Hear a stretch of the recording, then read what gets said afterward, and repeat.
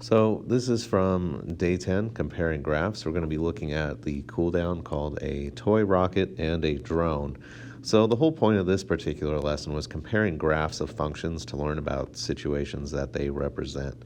So if you take a look at these two functions here, we've got the population in millions of California. We've got the population of millions of people in Texas over a bunch of different years.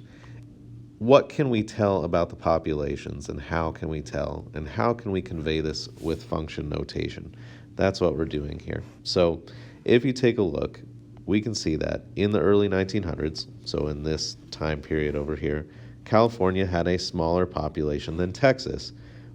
How can we tell? Well, when you look at this, the graph for California is below the graph for Texas up until, I don't know, about 1935. And the way that we represent that is we would say that the population of California in 1900, which is what C of 1900 says, is less than population of Texas in 1900, which is what T of 1900 is representing. And there's a bunch of different things that we can tell. Another thing, in about 1935, that's what we said, right? 1935, yeah. Around 1935, two states had about the same population of about 5 million people. And we can see that that's where the graphs intersect. And the way that we can represent that using function notation is, well, C of 1935, that's the population of California, equals 5 million. T of 1935 equals 5, so the population of Texas in 1935 is 5 million. Or we could even just say that the population in California in 1935 is equal to the population in Texas in 1935 by setting those two function notation things equal to each other.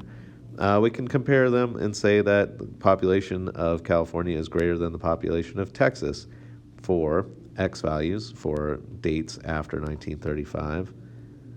I'm not entirely sure what's going on there. Anyway, you get the idea.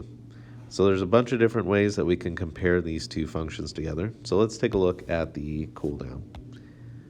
So we got a toy rocket and a drone. So there's our rocket and there's our drone. These are heights in feet over time in seconds. Which of the inequalities is true? R of 2 is greater than D of 2. So is the height of the rocket after 2 seconds higher than the height of the drone after 2 seconds? Or is the height of the drone after 2 seconds higher than the height of the rocket? What was the height of the drone when the toy rocket hit the ground? Well, where exactly, after how many seconds, can we see the rocket hit the ground? How about this one? For what value of t is R of t equals D of t true? Where is the height of the rocket equal to the height of the drone? At what time?